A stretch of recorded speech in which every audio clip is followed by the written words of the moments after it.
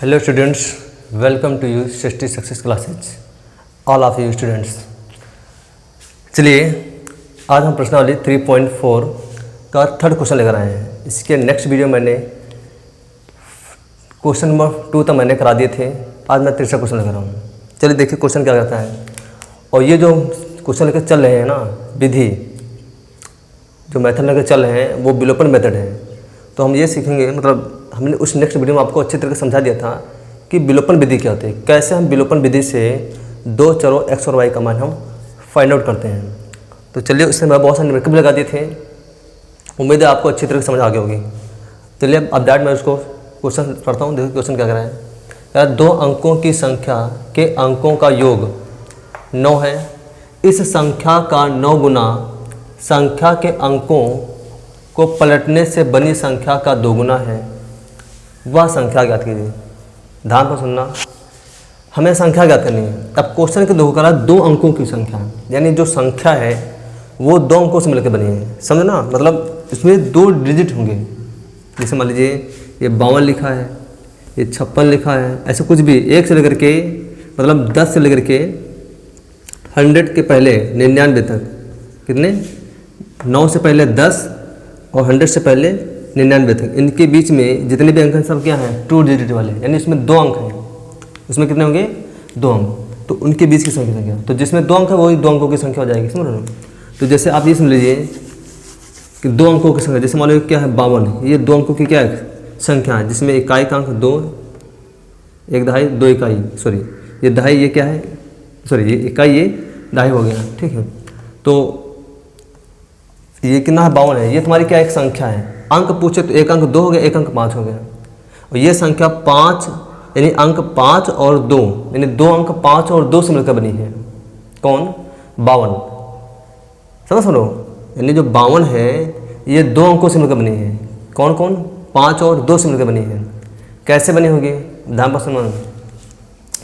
इसको हम क्या ले सकते हैं 2 अंकों के, यानी अगर हमें आपको 2 अंकों की संख्या बनानी है तो हम कैसे बना सकते हैं। तो देखिए इसको हम ले सकते हैं 10 गुणे में 5 प्लस का 2, यानी 10 में अगर तुम 5 से गुणा करोगे 10 पचे 50 और प्लस का 2 यानी कितना हो जाएगा 52। बात सुन रहा हूँ।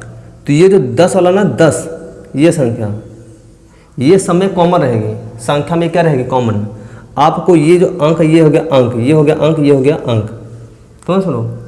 तो अब इसी में एक इकाई का अंक हो जाएगा, दहाई का अंक हो जाएगा, यानी संख्या कुछ इस टाइम से बनेगी। जैसे मान लीजिए अगर यहाँ लिखा है 10, ये लिखा है 10, आज में किसी से भी कुछ कोई भी अंक गुणा कर दीजिए। जैसे आप मान लीजिए अगर 6 और 2 लेते हो, एक अंक ले लीजिए 6, एक अंक ले लीजिए 2, और उनको गुणा करें इसमें रखोगे, ठीक है, तो संख्या तो क्या बन आती है। तो आप अगर यहाँ पर पहले 6 रख देते हो, प्लस का 2 करते हो, तो 6 हम 60 और प्लस का ये 2 कितना हो जाएगा 62 एक संख्या बन गई। और अगर वही आप क्या करते हो, इसी का रिवर्स कर देते हो कि अगर पहले 2 रखते हो प्लस का 6 कर देते हो, तो 10 दूना 20 प्लस का 6 बराबर हो जाएगा 26। तो ये भी क्या बन गई एक संख्या। बात समझो। तो वो 2 अंक है, एक अंक 6 अंकों का दिया, इसमें एक इकाई का अंक हो जाएगा, अब दहाई का अंक हो जाएगा। समझ रहे हो। तो चलिए यहाँ से तो उसमें इकाई का अंक मानेंगे हम, दहाई का अंक मानेंगे, ठीक है। चलिए यहाँ पर देखेंगे, जैसे संख्या कहते हैं ना 52, तो उसमें क्या कहते हो एक दहाई या इकाई दहाई, तो ये इकाई का अंक हो गया, क्या हो गया दहाई का अंक हो गया। इकाई का अंक 2 हो गया, दहाई का अंक 5 हो गया। तो इन्हीं दोनों से मिलकर क्या बन गई, संख्या बन गई। और संख्या कैसे बनी, वो हमारी हो गई 10 गुणे 5 प्लस का 2। तो ये अंक, अब इस अंक की जगह पर कुछ भी हो सकता है, क्योंकि हमने अभी यहाँ 5 और 2 माने हैं। तुम कुछ भी ले सकते हो। जैसे वो नहीं पढ़ रहा तो हम इसको मान लेंगे x, इसको मान लेंगे y। तो संख्या क्या बन गई 10 गुणे x प्लस का y, तो ये हो जाएगा 10x प्लस का y, यानी ये क्या बन गई ये 2 अंकों की संख्या। यानी जो 52 था, 52 ये हमारे 2 अंकों की संख्या थी। अंक कौन कौन थे, एक 5 और 2 था, 5 और 2 ये हमारे 2 अंक थे। उन्हीं दोनों अंकों से मिलकर संख्या बनी हमारी 52। ये संख्या कैसे बनी थी, तो इसको हम ले सकते हैं 10 गुणे 5 प्लस का 2। 10 गुणे 5 प्लस का 2, तो ये हो जाएगा 10 पचे 50 प्लस 2 52 हो जाएगा। जिसमें ये वाला अंक तो आपको कॉमन ही रहेगा। अगर 3 अंकों की बात की जाएगी तो यहाँ पर क्या आ जाएगा, यहाँ 10 की जगह 100 आ जाएगा। 4 अंकों की बात की जाएगी तो यहाँ इसकी जगह पर 1000 आ जाएगा। यानी 2 अंकों कहेंगे तो यहाँ 1 0, 3 अंकों 4 अंकों कहेंगे तो यहाँ पर 3 0 आ जाएंगे। समझ रहे हो? तो ये कुछ टर्म होते हैं। अब उसी के साथ में ये हो गया, इसको हमने x मान लिया। देखो अंक तो यहाँ 5 में 2 लिए थे, अब कोई जो कि 5 और 2 अंक और भी कुछ हो सकते हैं, तो उसी को हमने क्या मान लिया, x मान लिया, एक को हमने क्या मान लिया y। तो ये जाकर 10x प्लस वाई, यानी संख्या बन गई हमारे 10x प्लस का अब y। तो हमने इसमें इकाई का अंक मान लिया 2, दहाई का अंक मान लिया हमने x। समझ लो? तो ये हम इसको y को हम इकाई का अंक मान लेंगे और 2 को हम दहाई का अंक मान लेंगे, सॉरी x को हम दहाई का अंक मान लेंगे। तो संख्या हमारी क्या बनेगी, वो 10x प्लस का y। ये 2 अंकों की संख्या है जिसमें इकाई का अंक हमने 2 y माना है, दहाई का अंक हमने x माना है। समझ रहे? तो चलिए क्वेश्चन सॉल्व कर देते हैं। आपको समझ आ जाओगे कि संख्या कैसे बनती है, 2 अंकों की संख्या हम कैसे बनाते हैं। यही हमारी संख्या हो जाएगी। चलिए यहाँ पर तो सबसे पहले लिखेंगे यहाँ पर माना इकाई का अंक, सॉरी हाँ इकाई का, सॉरी यानी दहाई, माना दहाई का अंक, वो माना x। दहाई का अंक हमने x मान लिया। फिर लिखेंगे इकाई का अंक, इकाई का अंक वो हमने मान लिया y। तो संख्या क्या बनेगी, संख्या आ जाएगी 10x प्लस का y। 10 गुणे दहाई प्लस इकाई, तो 10 के गुणे में क्या लिखेंगे, दहाई, और प्लस में लिखेंगे इकाई। तो संख्या हमारे पास 10x प्लस का y। ये हमारी क्या है, ये 2 अंकों की संख्या है। समझ में? ये 2 अंकों की संख्या। अब चलिए देखो क्वेश्चन क्या था। क्वेश्चन का 2 अंकों की संख्या के अंक। अब ये हमारी संख्या हो गई 10x plus Y. 10x plus हमारे ये संख्या है, इसके अंक क्या है, अंक एक x है एक y हो गया। जिसमें दहाई का हमने x माना, इकाई का हमने y माना है। ध्यान पर सुनो क्वेश्चन को। 10x प्लस वाई ये हमारी संख्या है। इस संख्या के जो अंक हैं वो हमारे x और y हैं, जिसमें x को हमने दहाई का अंक माना है, y को हमने इकाई का अंक माना है। अब वही क्वेश्चन कर रहा है कि संख्या के अंकों का योग, अंक कौन है, x और y, इनका योग। तो यहाँ लिखेंगे माना संख्या, ऐसे लिख देंगे माना संख्या हमारी क्या 10x प्लस वाई। अब प्रश्नानुसार चलते हैं कि प्रश्न क्या कर रहा है, प्रश्नानुसार। अब प्रश्न क्या कर रहा है कि संख्या के अंकों का योग, अंक हमारे कौन है, x और y। तो योग यानी x प्लस वाई बराबर कितना है, 9।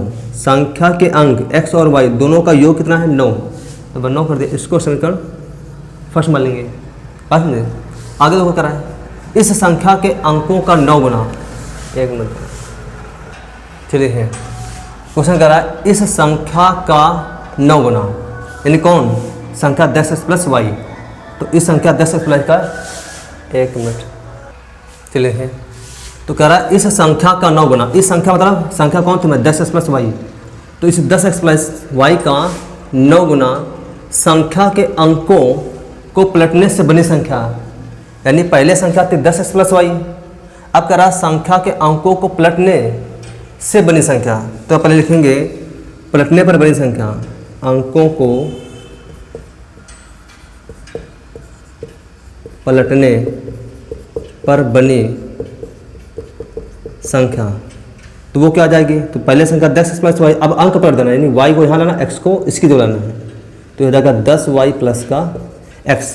तो संख्या को जो पलटता था, संख्या हमारी क्या बन गई, 10y प्लस का x संख्या बन गई। अब प्रश्नानुसार चलिए, देखिए प्रश्न क्या करा है, लिखेंगे प्रश्नानुसार।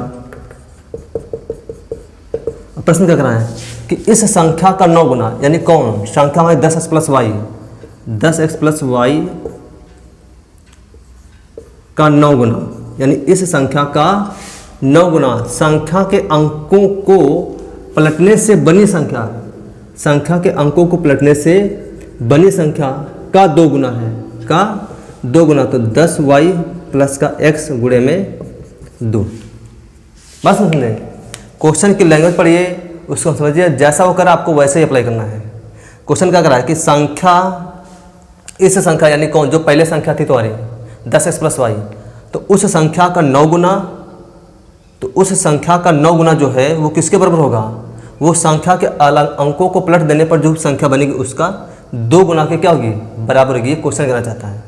बात समझ रहे हो? हमने क्या कहा था, पिछले में वीडियो बनाया था कि जो भी कुछ नया बनेगा आपको उसको उसके बराबर रखना है, समझ रहे।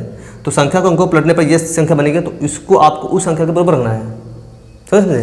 चलिए अब देखिए इसको सॉल्व कर देते हैं। इसके अंदर मल्टीप्लाई करेंगे, 9 की 10 है तो 9 धाम 90x प्लस 9 की y से तो 9y इक्वल टू 2 के अंदर ये हो जाएगा 10 गुना 20y, ये हो जाएगा 2x, 2 की x होगा तो हो जाएगा 2x। अब पचहत्तर करिए इसको सबको उधर ले जाइए तो 90x यहाँ हो जाएगा 90x, ये प्लस का उधर कहाँ जाएगा माइनस का 2x और ये प्लस का 9y और ये प्लस का उधर कहाँ जाएगा माइनस का 20y, इधर क्या बचेगा 0 क्योंकि सब कुछ उधर चला गया। तो 90x में से 2x चला गया तो यहाँ बचेगा हमारा 88x और यहाँ से देखिए 20y में से 9 चला गया तो बचेगा हमारा कितना 11y और 11 कैसे जगह माइनस का क्योंकि माइनस की संख्या ज़्यादा है बराबर में 0। तो अब देखिए यहाँ से हम क्या ले सकते हैं 11 कॉमन ले लेंगे तो 11 कॉमन ले लेंगे तो यहाँ बचेगा 11 88 यानी यहाँ 8x बचेगा, यहाँ 11 निकल गया तो कितना बचेगा y बराबर में 0। अब 11 को इधर पीछा 0 से डिवाइड ले जाओगे क्योंकि ये गुणे में इधर कहाँ जाएगा बटे में। अब 11 को किसी संख्या को 0 से भाग करोगे तो 0 ही आएगा, यानी यहाँ क्या बचेगा 8x और माइनस का y बराबर में 0, समीकरण सेकंड। तो समीकरण फर्स्ट और समीकरण सेकंड से हम x y का मान फाइंड आउट करेंगे। तो उसके लिए क्या करेंगे, देखो एक टर्म को बराबर, हम विलोपन विधि पढ़ रहे हैं ना, तो आपको एक टर्म को बराबर करना है, या तो y वाले टर्म को बराबर करिए या तो x वाले टर्म को बराबर करिए।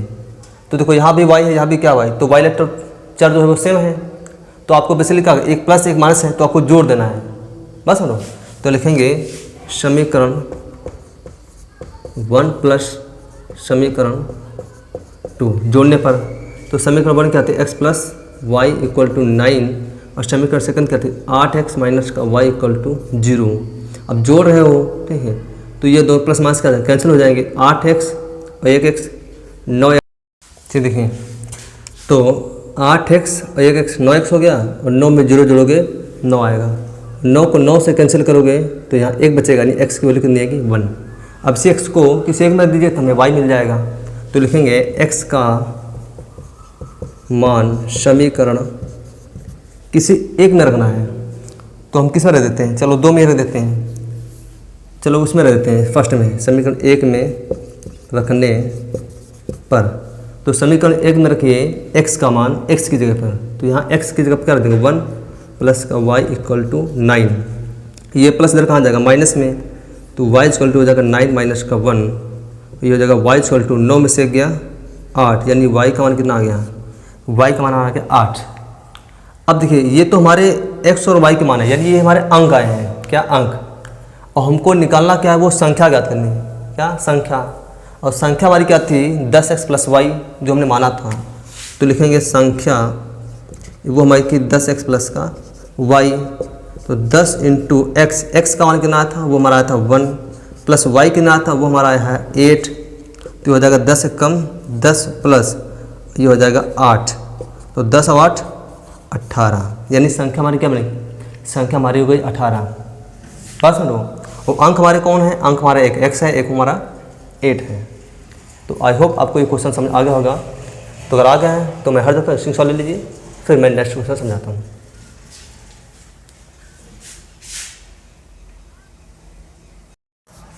चलिए अब मैं नेक्स्ट क्वेश्चन समझाता हूँ। देखिए क्वेश्चन क्या कर रहा है, कह रहा मीना 2000 रुपये निकालने के लिए एक बैंक गई, 2000 रुपये निकालने गई बैंक गई, उसने खजांची से 50 रुपये 100 रुपये के नोट देने के लिए कहा। मीना ने कुल 25 नोट प्राप्त किए, ज्ञात कीजिए कि उसने 50 रुपये 100 रुपये के कितने कितने नोट प्राप्त किए। ध्यान पर सुनना, क्वेश्चन बहुत इंटरेस्टिंग है, आपसे को बहुत कुछ सीखने मिलेगा, समझ लो, इसलिए इसको ध्यान पर सुनना क्वेश्चन को। देखिए एक वर्ड यहाँ लिखा खजांची, खजांची मतलब कैशियर। आप बैंक में जाते हो तो आपको पैसा कौन देता है, कैशियर तो देता है ना, तो उसका हिंदी वर्ड होता है खजांची और इंग्लिश में उसको कहते हैं कैशियर। तो चलिए देखिए मीना 2000 रुपये निकालने के लिए बैंक गई। मीना बैंक से कितने रुपये निकाले, टोटल रुपये उसने 2000 निकाले, टोटल 2000 रुपये। फिर करा उसने खजाते से 50 रुपये और 100 रुपये नोट देने के लिए कहा। मतलब अब बैंक जाते हो तो कभी कभी कैसा 100 रुपये के नोटें दे देता है आपको, कभी 50 के देता है, कभी कभी 500 रुपये पड़ा देता है आपको नोटें। लेकिन उसने कहा है कि मुझे चाहिए 2000 रुपये, पर उस 2000 में जो नोटें होंगी वो ना 500 की होंगी, वो केवल 50 और 100 की नोटें होंगी। आप 50 की नोटें दे दीजिए और 100 की, और टोटल पैसा मुझे 2000 दीजिए। अब आप ज़रा ध्यान पर सोचिए, अगर उसने 50 रुपये के 100 रुपये नोटें ली है, अब उसने कितनी नोटें ली होगी? 50 की। भाई अब कुछ 50 की नोटें होंगी, कुछ 100 की नोटें होंगी, और उन सभी का रुपया तो 2000 होगा ना टोटल रुपया। यानी अगर मान लीजिए, ऐसा आप समझिए जरा, उसने 50 रुपये के नोट लिए, अगर उसने मान लीजिए 50 रुपये की, अब आप कुछ ऐसे समझा रहे हैं, ध्यान से सुनो, 50 रुपये के उसने 5 नोटें ले ली, कितने? 5। तो इस 50 रुपये की 5 नोटों का पैसा कितना हो जाएगा? 25 यानी 250 रुपये हो जाएगा। और अगर मान लीजिए उसने 100 रुपये के 10 नोटें ले ली, तो 10 यानी 1000 रुपया। तो टोटल पैसा जोड़ो कितना आएगा? ये आ जाएगा तुम्हारा 1250 रुपये हो जाएगा, 1250 रुपया, 1250। तो मेरी बात को समझ पा रहे हो? कुछ पॉइंट पड़े? कहने का मतलब ये है, अगर हमें ये पता हो कि 50 रुपये की कितनी नोटें ली हैं, तो उन नोटों को हम उतने ही नोटों को 50 से मल्टीप्लाई कर दो, तो 50 नोटों का उतनी नोटों को पैसा आ जाएगा। 50 रुपये की उतनी नोटों का पैसा आ जाएगा, कितना पैसा हुआ। और 100 रुपये की कितनी नोटें ली हैं उनको गुणा कर देंगे तो भी मिल जाएगा कि उन 100 रुपये की इतनी नोटों का इतना पैसा है। और सबको जोड़ेंगे तो टोटल पैसा कितना हो चाहिए? 2000 रुपये, क्योंकि लिया ही उसने टोटल 2000 है। अब उसमें से कुछ 100 की नोटें हैं, कुछ 50 की नोटें हैं, तो 50 रुपये की जितनी उसने ली है उसको 50 से मल्टीप्लाई कर देंगे तो 50 रुपये की नोटों का पैसा आ जाएगा। और 100 रुपये की जितनी नोटें ली हैं उनको 100 से मल्टीप्लाई कर देंगे तो 100 रुपये की नोटों का पैसा आ जाएगा। टोटल जोड़ोगे तो 2000 आएगा। बात से सुनो, मैं करना क्या है, तो हमें ये करना है कि सबसे पहले हमें ये पता करना है कि उसने 50 रुपये की कितनी नोटें ली है। तो जितनी नोटें ली होगी उसको 50 से मल्टीप्लाई कर देंगे, वो 50 रुपये की नोटों का पैसा आ जाएगा। और 100 रुपये की जितनी नोटें ली हैं उसको 100 रुपये से मल्टीप्लाई कर देंगे, वो 100 रुपये की नोटों का पैसा आ जाएगा। जैसे मान लीजिए हमने क्या कहा, 50 रुपये की उसने 5 नोटें ली तो रुपया होगा 250। और 100 रुपये की उसने 10, अब 100 रुपये की 10 नोटें लेंगे, 10 नोटें लोगे तो 1000 नहीं हो जाएगा, तो उसका हो जाएगा 1000 रुपये हो गया। और टोटल जोड़ोगे तो इसी प्रकार से 1200 1250 यहाँ आया है, तो उसके हिसाब से 2000। तो हमारा यहाँ कहने मतलब केवल इतना है। आपको क्या करना है, फर्स्ट ऑफ ऑल आपको ये करना है कि आपको ये पता करना है कि उसने 50 रुपये की कितनी नोटें ली है बैंक से और 100 रुपये की कितनी नोटें ली हैं। समझे ना? नहीं समझे? अब तो समझ आ गया होगा ना, इतना समझाने को सीखा फिर भी समझ तो आ ही गया होगा, थोड़ा बहुत तो आ ही गया होगा। आपको क्या करना है, आपको ये पता करना है कि देखो उसने लिया 50 और 100 रुपये की ही नोटें हैं, 50 और 100 रुपये की ही नोटें। अब तुम्हें देखिए ये नहीं पता उसने 50 की कितनी नोटें ली हैं और 100 की कितने ली, लेकिन रुपया टोटल 2 ही लिया है। तो अगर आपको ये पता चल जाए कि जैसे उसने 50 रुपये की अगर 2 नोटें ली तो इसका मतलब 2 नोटों का पैसा कितना हो गया? 100 रुपया हो गया। 50 दूनी 100, 5 नोटें की तो 50 पंचे 250। और 100 रुपये की उसने 10 नोटें ली तो उस 100 रुपये की 10 नोटों का पैसा कितना हो गया? 1000 रुपये। और टोटल इसका जोड़ दे तो 2000 रुपये। समझ रहे हो? तो आपको सबसे पहले यही काम करना है। सबसे पहले आपको मानना है क्या, तो लिखेंगे माना। यहाँ सबसे पहले लिखेंगे माना मीना ने 50 रुपये की, माना मीना ने 50 रुपये की एक्स नोट ली, क्योंकि हमें नहीं पता क्यों ना, तो हमने मान लिया कि उसने एक्स नोट ली है 50 रुपये की। 5 नोट लेंगे तो 5 से गुणा, एक्स नोट लेंगे तो एक्स से गुणा कर देंगे, ठीक।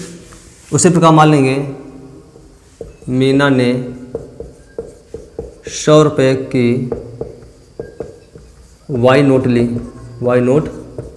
ली, किससे? बैंक से। और बैंक में किससे? खजांची से, मतलब कैशियर से। समझे?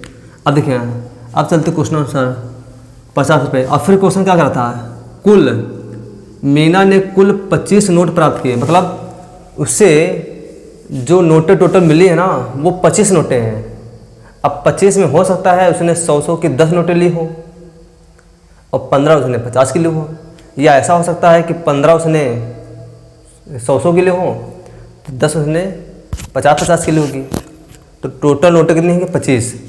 तो लेकिन यहाँ हमने क्या लिया है कि हमने माना उसने x नोटें ली है 50 रुपये की और y नोटें ली हैं 100 रुपये की, और टोटल नोटें कितनी होगी 50 रुपये। तो प्रश्नानुसार लिखेंगे, प्रश्नानुसार क्या आ जाएगा, जैसे मान लीजिए उसने 100 नोटें 100 रुपये की 10 नोटें ली और 50 रुपये की 15 नोटें ली, तो टोटल कितना आ जाएगा 25। टोटल कितनी नोटें देंगे 25 नोटें। लेकिन हमने यहाँ 10 तो नहीं माना है ना, हमने 15, हमने क्या माना है कि 100 रुपये की 50 रुपये की x नोट और 100 रुपये की y नोट, और टोटल नोटें कितनी होगी 25। तो वही यहाँ पे लिखेंगे x प्लस का y इक्वल टू 25। ये समझा ना, 50 रुपये की x नोटें 100 रुपये की y नोटें, टोटल नोटें कितने हैं 25 नोटें। समीकरण फर्स्ट बन गई। अब चलिए आगे क्या कह रहा है, आगे क्वेश्चन कह रहा है ज्ञात कीजिए कि उसने 100 रुपये की नोट ली और लेकिन उसने क्या कहा है 2000 निकालने के लिए उसने बैंक। अब तो उसने टोटल रुपये कितने हैं 2000 रुपये। ठीक है, ध्यान पर सुनना से सोचो 50 रुपये की x नोट है तो 50 रुपये की x नोटों का रुपये कितना, जैसे 50 रुपये की 5 नोटें ली तो 250 रुपये हो गया था ना, वैसे 50 रुपये की x नोटों का पैसा कितना हो जाएगा 50x रुपये प्लस, तो ये 50x रुपया हुआ 50 रुपये की नोटों का। वैसे ही 100 रुपये की y नोटें ली हैं तो 100 रुपये की y नोट कितना हो जाएगा 100 y रुपये, और टोटल कितना हो जाएगा 2000 रुपये। कितना हो जाएगा 2। इसको समीकरण सेकंड। ये समीकरण समझ में आई, कुछ नहीं किया है, बस ये 50 रुपये की x नोटों का रुपया है और 100 रुपये की y नोटों का रुपया है, और टोटल रुपया कितना आया है 2000 रुपये। किसने 2 ही जल लिया है।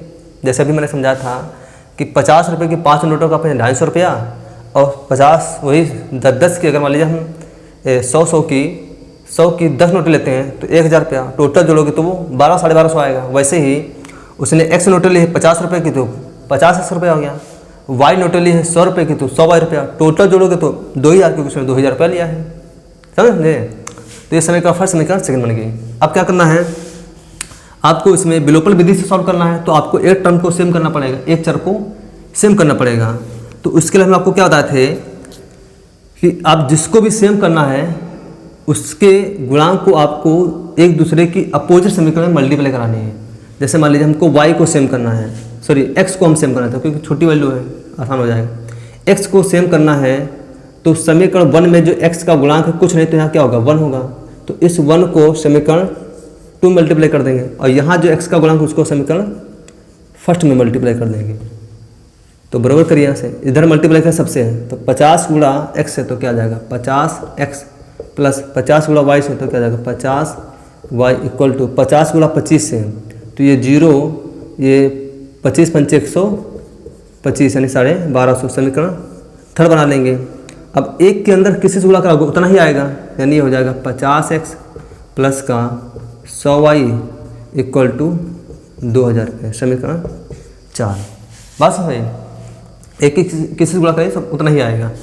तो आप क्या करिए, यहाँ x वाला टर्म क्या हो गया सेम हो गया ना। अब दोनों प्लस प्लस के हैं तो क्या लिखेंगे घटाने पर, क्या लिखेंगे घटाने, अगर को घटा देंगे तो घटाओगे तो चिन्ह बदल जाएंगे, ये प्लस तो माइनस, ये प्लस तो ये माइनस, ये भी क्या आ जाएगा माइनस, ये प्लस माइनस क्या है कैंसिल हो जाएगा। तो यहाँ 100y यहाँ 50y, तो 100y में से 50y चला गया, यहाँ बचेगा 50y। अब ये कहाँ बचेगा माइनस का, क्योंकि ये माइनस की संख्या ज़्यादा इससे चिन्ह कैसा आएगा माइनस का है। यहाँ 2000 यहाँ 1250, तो 2000 में से 1250 चला जाएगा तो घटाइए यहाँ से, 0 में से 0 गया 0, यहाँ हो जाएगा हासिल 10, 10 में से 5 गया 5, यहाँ 9, 9 में से 2 गया 7, और यहाँ 1 बचा, 1 में से गया कुछ नहीं 750, और ये माइनस का चिन्ह इसलिए संख्या कैसे आएगी माइनस, क्योंकि माइनस की संख्या ज़्यादा है। पास में अब यहाँ माइनस से माइनस क्या जाएगा कैंसिल हो जाएगा, ये 50 इधर गुणे में इधर कहाँ जाएगा बटे में, तो y इक्वल टू 750 बटे में 50, और 0 से 0 क्या जाएगा कैंसिल हो जाएगा, तो 5 कम 5, 5 कम 5, यहाँ 2 बचेगा, हो जाएगा 25 पचम 25। तो यहाँ से y का मान कितना आ गया, ये आ गया 15, तो ये हमारा y का मान आ गया। अब इसी y को हम समीकरण 1 में या समीकरण 2 में रख देंगे तो हमें वहाँ पर x का मान मिल जाएगा। तो लिखेंगे यहाँ पर y का मान समीकरण 1 में रखने पर तो रखिए 1 में y का मान कितना है 15, तो y की जगह पर आपको 15 रखना है। तो यहाँ लिखा है x प्लस y की जगह पर 15 इक्वल टू कितना लिखा है 25। ये प्लस इधर कहाँ जाएगा माइनस में, तो x बराबर हो जाएगा 25 माइनस का 15। तो x बराबर 25 में से 15 आ गया 10, यानी x का मान कितना आ गया ये 10। अब देखिए x हमने क्या माना था, ये हमने नोटों की संख्या मानी थी 50 रुपये नोटों, यानी 50 रुपये की जो नोटों की संख्या वो कितनी हो गई 10, और 100 रुपये की जो नोटों की संख्या हमने उसको y माना था, तो y का मान कितना है 15, यानी 100 रुपये की y नोटें कितनी है 15 है। अब वही क्वेश्चन कह रहा है कि 50 रुपये की कितनी और 100 रुपये की नोटें, यानी हम कह देंगे 100 रुपये की कितनी नोटें हो गई, y ने माना था ना, y का कितना है 15, तो 100 रुपये की 15 नोटें, अब 50 रुपये की वो हो जाएगी हमारी 10 नोट। बात समझ। तो ये हमारा क्वेश्चन सॉल्व हो गया। तो आई होप आपको ये क्वेश्चन अच्छी तरीके से समझ आ गया होगा। अगर ये समझ आ गया तो आप इसको नोट लीजिए, मैं हार जाता हूँ स्क्रीनशॉट लीजिए, फिर मैं इस प्रश्नावली का लास्ट क्वेश्चन रहेगा मैं उसको सॉल्व कर देता हूँ, फिर ये पूरी चैप्टर आपकी प्रश्नावली यहीं से समाप्त हो जाती है। चलिए ये प्रश्नावली का सबसे लास्ट क्वेश्चन है, ध्यान से सुनना।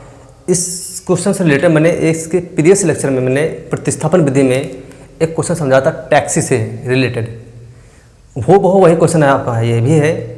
तो ध्यान पर समझना से क्वेश्चन, अगर उसको आपने अगर मेरा वो क्वेश्चन नहीं देखा है वीडियो तो उसको देखिए, आपको वहाँ चीज़ें समझ आ जाएंगी अच्छी तरीके से। जो वो चीज़ समझ आ जाए ना तो आपको ये समझना बहुत आसान हो जाएगा। ध्यान पर सुनना। तो देखो क्या कह रहा है, किराए पर पुस्तकें देने वाले किसी पुस्तकालय का प्रथम 3 दिनों का एक नियत करता है। यानी कोई पुस्तकालय है वो किराए पर पुस्तकें देता है पढ़ने के लिए, गले जाने के नहीं, पढ़ने के देता है, फिर उसके वापस कर दीजिए, लेकिन उसका भी एक चार्ज है, उसके एक चार्ज है, ठीक है। चार्ज ये है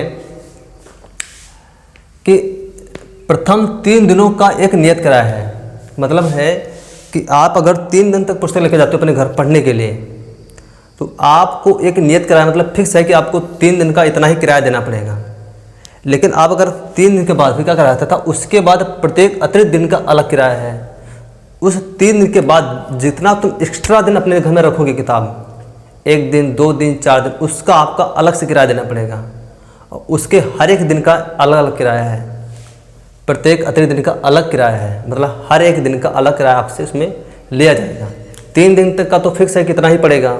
उसके बाद जैसे जैसे आप पुस्तक को अपने घर में रखते जाओगे, एक्स्ट्रा दिन रखोगे 3 दिन के बाद, तो उसमें हर एक एक्स्ट्रा दिन का आपको पैसा उसमें जुड़ने लगेगा। उसका फिक्स है कि वो 1 दिन का इतना किराया लेगा, वो उसकी प्रायोरिटी होगी कि वो पुस्तकालय क्या रखना चाहता है, 1 दिन का कितना लेना चाहता है, वो तो उसकी बात होगी फिलहाल, समझ लो। तो यहाँ आप क्वेश्चन समझिए फिलहाल। सरिता ने 7 दिनों तक एक पुस्तक को रखने के लिए 27 रुपये अदा किए। मतलब जो सरिता है वो पुस्तकालय से किताब ले गई, उसको उसने अपने घर में 7 दिन तक रखा, पुस्तक को अपने घर में 7 दिनों तक रखा पढ़ने के लिए। अब 7 दिनों तक रखा है, ये जो 7 दिन रखे ना उसने अपने घर में, इसमें 3 दिन तो उसका एक फिक्स किराया हो गया, बचे कितने 4 दिन, तो वो 4 दिन का उसे अलग किराया देना पड़ेगा भाई। उसने टोटल 7 दिन अपने घर में रखा, बुक को ले गई 7 दिन अपने घर में रखा है, तो 3 दिन का तो उसका फिक्स किराया है, कितना ही पड़ेगा।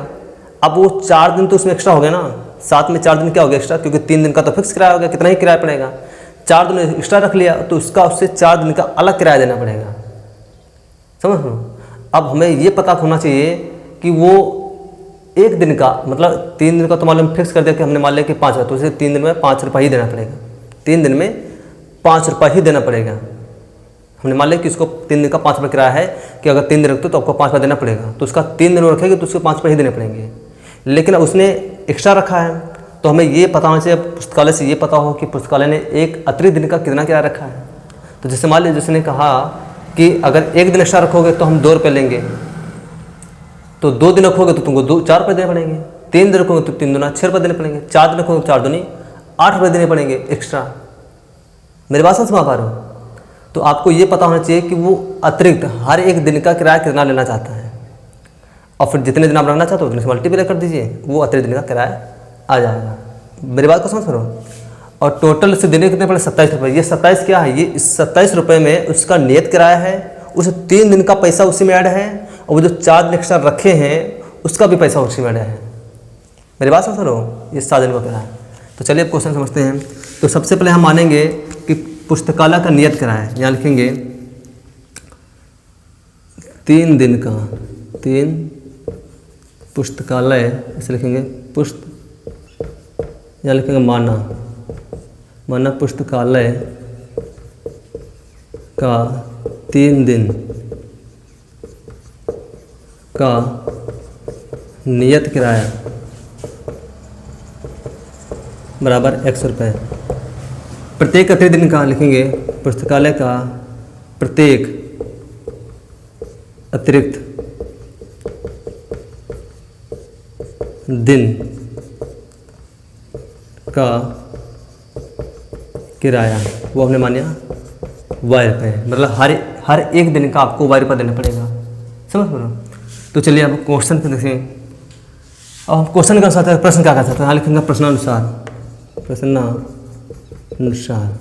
अब ध्यान प्रश्नानुसार। उसने कहाँ गया, सरिता ने 7 दिनों तक एक पुस्तक अपने घर में रखने के लिए 27 रुपये, ध्यान रखना, उसने 7 रुपये अदा किए हैं, 27 रुपये उसने दिए हैं 7 दिनों के, लेकिन 7 दिनों में उसका 3 दिन का नियत किराया है, और बचे कितने 4 दिन, उसमें 4 दिन का अतिरिक्त किराया उसको जोड़ना पड़ेगा। तो उसका 3 दिन का जो नियत किराया है, 3 दिन का जो हमने किराया माना है वो कितना है X रुपये, तो 3 दिन का उसे X रुपये ही देना पड़ेगा। अब प्लस अतिरिक्त किराया, अब 1 दिन का उसको Y रुपये देना पड़ेगा, और 3 दिन का X हो गया है, तो बच्चे साथ में किसने 4 दिन, यानी 4 दिन को उसको एक्स्ट्रा देना पड़ेगा। तो 3 दिन का X रुपये और 4 दिन के 4 Y रुपये, और टोटल पे कितने हो जाएंगे 27।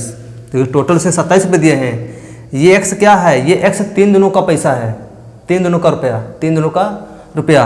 ये 4Y क्या, ये 4 दिन का एक्स्ट्रा पैसा है, एक्स्ट्रा रुपया है। तो 3 दिनों का रुपया प्लस 4 दिन का अतिरिक्त रुपया, टोटल रुपया कितना हो गया 27 रुपये, यानी 7 दिनों का पैसा ये। तो ये 3 दिन का, ये 4 दिन का हो गया। बात समझ पा रहे हो, क्योंकि 1 दिन का Y रुपया, तो 4 दिन का 4 Y रुपया, और ये X क्या है, ये 3 दिन का पैसा हो गया, और टोटल जोड़ोगे तो 27 रुपया। आई होप आपको बातें क्लियर होंगी। इसको समीकरण फर्स्ट मान लेंगे। आगे देखो क्वेश्चन क्या कर रहा है। तो ये सरिता ने कहा, फिर कहा जबकि सुशी ने एक पुस्तक को 5 दिनों तक अपने घर में रखने के लिए 21 रुपये दे। अब सुशी है, उसने, ये भी कोई लेडीज होगी शायद, हमसे क्या मतलब लेडीज है क्या है, उसने मतलब फ्लाइसो देखिए। अब सुशी ने एक पुस्तक 5 दिनों के लिए रखने के लिए 21 रुपये दे, मतलब सुशी ने उसी पुस्तक को अपने घर 5 दिन में रखा। कितने दिन रखा 5 दिन, तब उसने 21 रुपये दिए। तो अब उस 5 दिन में उसका 3 दिन का जो रुपया हुआ वो तो X रुपये हुआ गया, अब प्लस 3 दिन उसने X रुपये दिए, बचे कितने 2 दिन, यानी उसने 2 दिन एक्स्ट्रा और रखा अपने घर में, तभी तो 5 हुआ। 3 दिन का X रुपया और 2 दिन एक्स्ट्रा रखा, तो 1 दिन का एक्स्ट्रा रुपया Y रुपये, तो 2 दिन का 2 Y रुपये, तो हो जाएगा 2 रुपये, और टोटल कितने हो जाएंगे 21। समीकरण सेकंड। बात समझ में। अब इसको सॉल्व कर लीजिए। यहाँ देखो, इसको विलोपन विधि सॉल्व करना ना, तो यहाँ देखो X वाला टर्म क्या है 7, तो दोनों को क्या करते हैं घटा देते हैं, लेकिन घटाने पर, यही कर देते हैं घटाने पर। तो जो घटाओगे तो चिन्ह बदल जाएंगे, ये माइनस, ये मास, ये माइनस, तो देखिए ये दोनों क्या जाएंगे कैंसिल हो जाएंगे। तो यहाँ 2y माइनस का, ये 4y प्लस का, तो प्लस के 4y में से माइनस का 2y चला गया, तो 2y, यहाँ प्लस के 27 में से माइनस का 21 चला गया, तो 7 में से 1 गया 6, और 2 में से 1 गया, यानी 27 में से 21 चला गया 6। अब 2 से कट 2 कम 2 2 3 6, यानी y का मान कितना आ गया, y का मान आ गया 3। अब इसी y को किसी एक में रख दीजिए, तो यहाँ लिखेंगे y का मान समीकरण 1 में रखने पर, किसी एक में रख दीजिए y का मान, तो रखिए समीकरण 1 में y का मान, तो x प्लस 4 गुणे y का मान 3, तो गुणे में 3 बराबर में 27, तो x प्लस 4 3 12 बराबर में 27। ये प्लस इधर कहाँ जाएगा माइनस में, तो x इजकल टू 27 माइनस का 12, यानी x बराबर क्या जाएगा 27 में से 12 गया, 7 में से 2 गया 5, और 2 में से गया 1, यानी x का मान कितना आ गया 15। ये सब रुपए में है, ध्यान रखना। तो हमें पूछा क्या गया था, नियत किराया तथा प्रत्येक अतिरिक्त दिन का किराया। तो हमने नियत किराया हमने क्या माना था x रुपये, x का मान कितना है 15, यानी उसका 3 दिन का जो फिक्स रुपया है वो 15 रुपये है, यानी वो 3 दिन का 15 रुपये लगेगा, उसका नियत किराया 15 रुपये हो गया। और फिर प्रत्येक अतिरिक्त दिन का किराया हमने y रुपये माना था, और y का मान कितना आया है 3 रुपये, यानी y का मान 3 आया है। इसका मतलब प्रत्येक एक दिन का वो 3 रुपया लेगा। बात सुनो। तो आई होप आपको ये क्वेश्चन अच्छी तरीके से समझ आ गया होगा। तो ये प्रश्नावली 3.4 जो होती है वो यहीं से समाप्त होती है, और विलोपन विधि भी यहीं से द एंड होता है, मतलब विलोपन विधि का यहीं से द एंड होता है। तो प्रश्नावली भी समाप्त होगी, ये विलोपन विधि भी आपको अच्छे तरीके से समझ आ गया होगा।